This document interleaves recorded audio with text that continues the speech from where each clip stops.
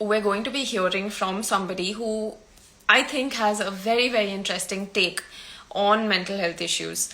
I am going to invite him to join. Uh, Dr. Aman Bhonsle is who I am going to be inviting today to join us.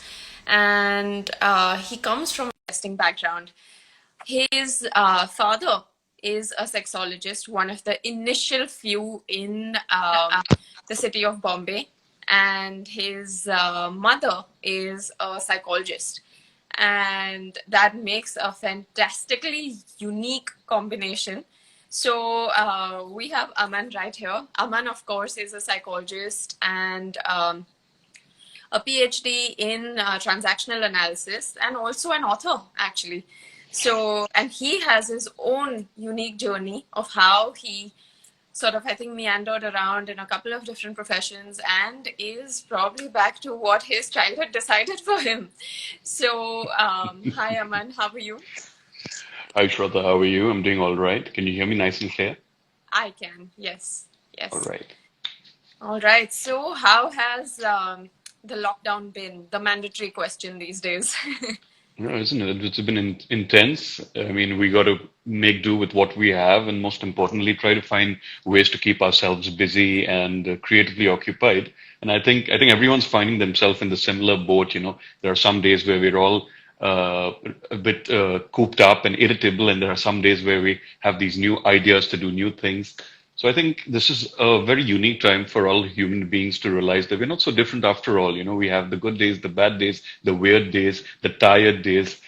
It's a beautiful time to just understand each other as people rather than as products of what everyone wants us to be. Hmm. Absolutely. Absolutely. Um, Aman, let's just jump right in. Sure. I am very, very interested in hearing what your childhood was like, what kind of conversations you all had at home, and was it any different when people asked you, "Oh, what do your parents do?" And did you get strange looks, or was Well, there any kind of stigma? no, I think the strange looks that I got were mostly because I was a very naughty kid because I used to break things and be quite a mischief monger. I think Dennis the Menace is a documentary based on my life. So, so I mean, it was a normal childhood, right? I grew up in South Bombay in Cuff Parade till I was 9 and a half. Then I went away to boarding school. So a lot of people think that, oh, you're from South Bombay, so you're very spoiled, or you've got everything. But actually, boarding school is where most of my memories begin from, where I had to share a room with five other guys. And, the teacher didn't owe you shit, basically. All kids were equal. So there was no favoritism. There was no, oh, I want to eat this, so please make this for me. There was no idea of privacy. You had to like wait in a queue to go have a bath and use the toilet. So, I mean, I learned very early about, the fact that, none of us are really special. We have to make things interesting for life to make sense. We have to make things interesting through our knowledge, through the networks we build, through the things we do. But no one's actually, if you think about it, special because you're all exactly the same. If you think about it, as human beings, we all feel greedy, we all feel lazy, we all feel insecure, we all feel tired, we all are looking for make that unique way in which we can make connections. Um, so, well, my parents didn't exactly talk about psychology during dinner. They were talking about normal parent things like how was school, or what are you planning to do during the vacations. And my mom would keep finding new activities to put me into. She wanted to make sure I read a lot of books, which I did. Thanks to her, I read all the famous classics. Right from Tom Sawyer, Huckleberry Finn, Oliver Twist, all the so-called classics. I used to love science fiction as well. So my mom always said that, if you read more books, I'll let you watch more movies. So now I enjoy a little bit of both, and that's also one of the secrets of keeping myself sane during the lockdown, books and movies, Oh, in nice. addition to work. So my childhood was pretty normal. I mean, it wasn't anything special, by the numbers. We order pizza once a week, go to Cream Center, there used to be this ice cream place called Yankee Doodle in Marine Drive where we used to all go as cousins, all of Absolutely. us. It was very Yes. straightforward. I mean, I don't think children who are born to psychologists have a childhood that's based on, anything that's particularly Freudian. It's normal, you go to Right. school, you come back, you play, you get into trouble, you go down, play again, get into more trouble, come back up, learn a few new things, and that's about it. So yeah, When I did don't know you if I've done a very start good job. getting, sorry, Yeah, yes. So when did you bolo, bolo, start bolo. getting introduced? And when did you start to understand what your parents do? I think it was only towards the end of my boarding school, era, so to speak, because I wasn't living with them. Even now, I'm not living Right. with them. I've spent a lot of time Right. not living with my parents. So I always heard about them from other people saying, oh, what your dad is a sexologist. Oh, it's so interesting, or it's so weird, or all kinds of stuff. School kids will tease you. Correct. Oh, your mom's a psychotherapist. Oh, does that mean she's dealing with mad people? Oh, that means can she read my mind? These cliches and silly things that kids say to each other at the age of 15, 16. Absolutely. So it's when I You started know, hearing, yeah, sorry, go ahead, go ahead. bolo, bolo, bolo, bolo. It's no problem. Go ahead. So I'm gonna, where this is taking me is that when you were younger, so I don't know how long ago that was, when you were in college or in school, Yeah. but what you heard at that point about, the reactions that people had around you Hmm. to your parents' profession, do you get that even today? Do you Not feel so like much we've changed? anymore. I think now it's a very interesting question, by the way. Great question. I think because now there is a more open approach to these topics, right? About sexuality, mental health, anxiety, depression, OCD. These are terms that are no longer as special or as niche as they used to be in the 90s. I think now people even use the term OCD and depression very, very loosely. If They do. if they clean up the house, they say, "Oh, I have OCD. That's why I want like the house clean." Or if the Wi-Fi connection is slightly slower on one day, they say, "I'm feeling so depressed that my Wi-Fi speed has dropped." So these are terms used so True. loosely because they've become common parlance. Of course, that's not the accurate way of defining depression. You can't get anxious just because you can't find your socks. All right. So I think now the terms have become common. I think now people are willing to talk about these things because back in the old days in the world where there were only psychiatrists or there were magicians with crystal balls or babas or gurus who'll touch you on your head and take away your positive, take away your negative vibes and say, okay, now we need to get this child in a different space. We've seen it all in a country like India where this is industry is so unregulated and so unstructured. So I think back then counseling was unknown and now it's just a little more popular because I think also the kind of year that 2020 has been, people are feeling a need to reach out to understand themselves, to clean up their act, to sort of figure out how to, move ahead respectfully in a direction, to either do well professionally or to fight lesser with people they're, in constant contact with, etc. So the large question in the last 2 years being, how can I do better? What can I do better? Or where can I go that isn't as stressful as where I've been before? So, and I think that's why, as of today, the mental health fraternity is more in demand than it's ever been before. And I Hmm. think everyone now has something to say about mental health, about depression, about cabin fever, about all kinds of stuff. So yeah, Absolutely. that's where we find Yes. ourselves. Definitely. And like every sort of novel field, we are, I wouldn't say we're as nascent as we were maybe 2, 3 years ago. This period Hmm. of 2020 and this lockdown has really sort of catapulted us to another level. But we're still in that state of flux where people Hmm. know the terms, they have a very sort of general idea, but they throw these terms around very loosely, like you said. So it's, in that sense, I look at it as it's a good period because the conversations are more frequent. I'm really hoping that it's going to force people to learn more about it. Yeah. So I guess taking it in that direction. So tell Yeah. me, when you started sort of working, that was how long before the lockdown? For how many years have you worked before this? How many years have I worked in total? I mean, I've worked in many different industries. I've been working since I No, was I'm talking 19. about as a psychologist. So Oh, what all is right, your all sort of right. So it's It's been progression almost in. it's been half a decade now for me, approximately thereabouts. I don't remember the exact day and date, but it's about Right. half a decade for me doing this. So yeah, that's And in pretty much terms it. of But in terms of in terms of stigma, right? In yeah, terms of stigma that you've seen over the years. So if I was to put this all into in context, right? Like from the 90s onwards, when people would say bizarre things like, can you read my mind? Or, can you predict what I'm going to say next? And because these are the things that I've heard over the years. So yep. I'm sure you got some of those Oh, all also. of it. Right? Yeah. So going from there to a little bit of improvement and now, like we're talking, right?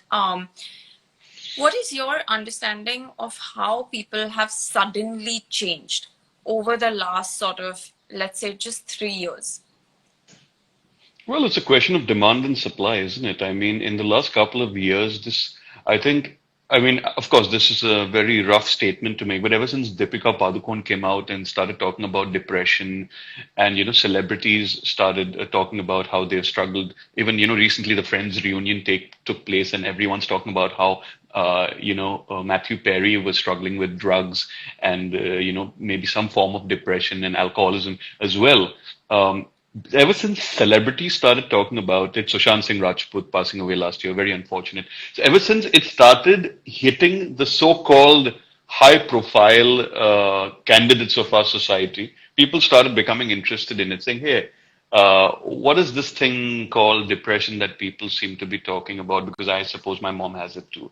So then it began as as something that people are curious about and something that people think they can now identify a little better, without any mysticism or bringing God or, without bringing in bad vibes and the secret and all kinds of stuff. It's all about, I mean, you understand as a neuropsychologist as well, it's got something to do with your endocrine system. Sometimes it's got something to do with your cognitions and your biases. It's so many things. It's multifactorial. It could be a mood disorder, a personality disorder, and there's a certain clinical evaluation required for you to ascertain what the problem is. But at least people are curious about it because, as I said, it's hitting the people they're looking at, it's hitting the people they admire, it's hitting the people that they aspire to be. So I think that's where I started seeing a little more of an interest in this subject per se. So yeah. Interesting. So yes, like you said, a whole combination of issues. Tell me, so before we sort of wind up, any thoughts that you have on what we can do best at this moment in time to help ourselves understand understand what's going on in our internal world to build our self-awareness and also cope with the stress around us. And I feel by doing all of this, we're automatically going to actually address the stigma Right. associated with working on our emotional health or working on our mental health, and maybe looking at all of this in the overall sort of paradigm of holistic health. I feel Right. by doing these things, by getting ourselves more open and closer to um, sort of, creating a better relationship with ourselves, we make things easier for ourselves. So, Yep. what do you think we could do? A few things, maybe. Simple So I was things. just I was just explaining this to a client of mine yesterday. In fact, I said always remember the three P's of life: purpose, passion, and productivity. Because if you focus on all these three things, you will find yourself, in a place where you're able to do many different things at the same time. So let me explain this a little bit. Purpose is essentially a mission that you feel speaks to you, or something that gives you a sense of connectivity with the surrounding, something that makes you feel like you make a difference. That's your purpose. Productivity, keep yourself busy. Don't just sit around feeling sorry for yourself, doom scrolling, looking on your phone at the COVID statistics, or getting on. Nowadays, the most nefarious place to be on is a building WhatsApp group where there are constant complaints of cigarette butts falling and water leakages. It's a very negative and very dark place to be in, kind of like Mordor, where Frodo went to destroy the ring. All right, that's a Lord of the Rings reference. So Yes. keep yourself busy. Don't just sit around waiting for people to come to you and say, "Oh, we need you to do this for us," or "We need you to do this for yourself." Keep yourself extremely, keep a regime and keep yourself extremely focused on that regime. It doesn't have to be very rigid. It could be loosely structured or tightly structured based on your appetite for that kind of labor intensive work, whatever that labor intensive work may be, sitting at a computer or actually going out occasionally or, coordinating or whatever profession you're in, it doesn't matter. Okay. And pleasure. What was the third P? It was, Passion. now I'm Yeah. forgetting. Passion. Yeah. So passion and pleasure are connected. I think do stuff you love, do stuff you enjoy. Like I spoke about the fact that I love books, I love movies. If you are not connected with a certain group or a hobby, then that's going to slowly, push you towards perhaps the other end of the spectrum, which is being a workaholic or being a recluse or feeling rudderless or feeling like no one appreciates you, feeling lonely. The monotony and boredom will get to you before coronavirus will.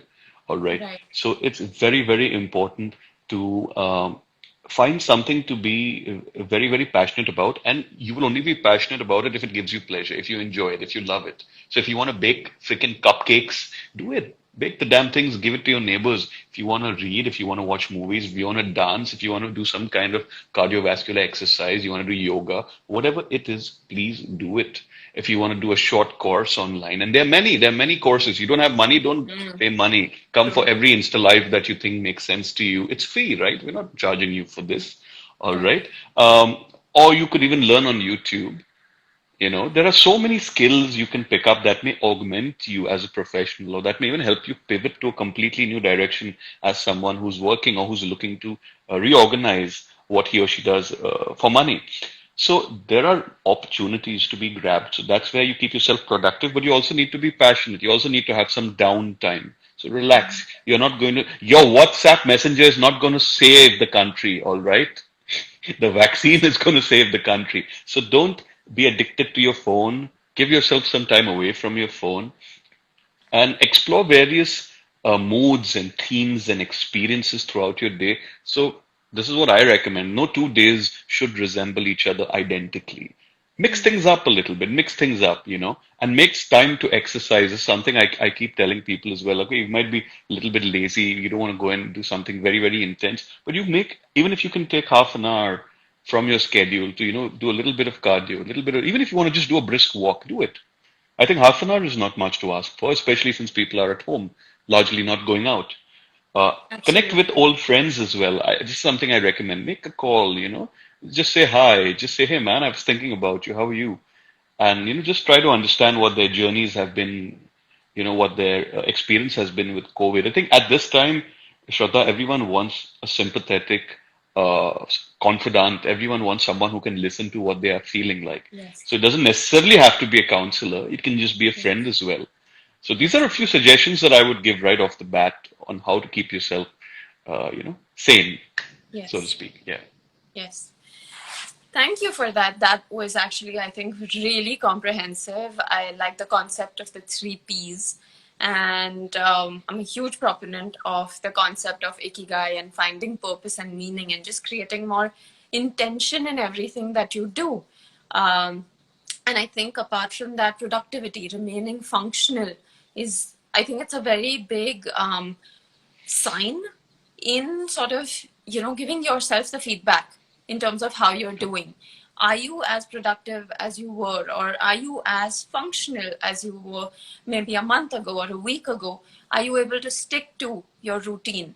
And whatever that routine might be, like you said, it Yeah. can change. And yes, change is good. The brain loves novelty. So, yes, and exercise. Personal note, I struggle with exercise, but I have been pushing myself. So, and it feels great. It feels so good to just sort of, make that make the effort to go for a hike. Or I mean, I was in the mountains. I was working from the mountains, so that Oh, lovely. uh, that was that was easier for me to do. Fair enough. But yeah, it feels good. So, all right. So, on that note, if you have anything to share, Aman. No, I mean, is it anything specific? If you want to ask me, we can, and then we can, navigate it accordingly. So, I Right. mean, yeah, tell me what's on your So, mind, all Shraddha. right. So, I think we've covered quite a bit. We've talked about how stigma has changed over the years and how we're at this sort of brink of, you know, I I feel like mental health could really skyrocket based on the situation right now. And I'm not talking about mental illness, so I am going to clarify. Yeah, I'm talking about the that's concept of different. mental health and working on your well being and recognizing that it can be improved just as the same way we work on our physical health. So I feel that as a society and maybe as a sort of people, we're all going to become more and more focused on improving our mental health. So in that sense, I feel that stigma is going to reduce. And last but not the least, how you can actually work on improving your mental health. So Absolutely. yes. Yeah, so I mean to do a quick wrap up, I think also don't be one of those productivity junkies, who starts blaming yourself just because you're not doing something that's creating the next big idea. This is going on another extreme tangent. I think on some days, if you are feeling a little low, or if you're feeling a little, dismayed by the information and the news and just the slack approach of some leaders in managing this situation, don't force yourself to feel a certain way. Sometimes these emotions are also transitionary. So just let them flow. Let the ebbs and flows sort of take you in a different place. Wait it out is very important for us to wait the emotions out instead of blaming and judging and condemning ourselves and rating ourselves as not being good enough or productive enough. So it's very easy to fall into that trap as well. So sometimes it takes a while for some people to get going. So you don't have to like wake up at 6 a.m. and then start doing a headstand and say, now I'm fit and I'm going to take over the day. So don't, that's another problem. I see a lot of people burning out as well because now their bosses are expecting them to do more work because the commute time has been completely eliminated. So, people are self-employed are now feeling a need to find new customers because they can't go out and engage with the older ones. Everyone wants to move online and, evaluate how they've been doing business. These are understandable challenges, and of course, you're going to be facing them. But it's very, very important to make time to just understand that no one has faced a situation like this ever before. There is no precedent, there are no examples, there are no case studies. So we're all kind of winging it. All of us, at some level of the spectrum, we are winging it. We're trying to figure it out one day at a time.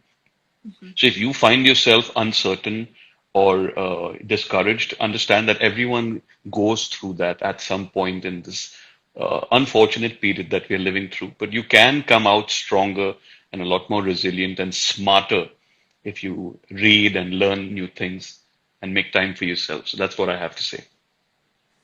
All right, thank you. Thank you for that. That I think was great for everybody who's joined in.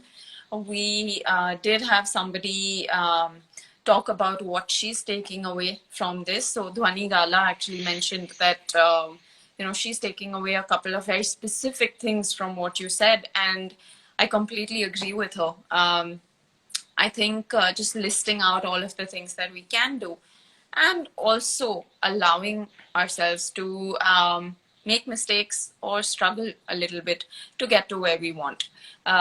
Compassion for people around us and for ourselves. So, yes, all right. Thank you so much, Aman, for joining in today.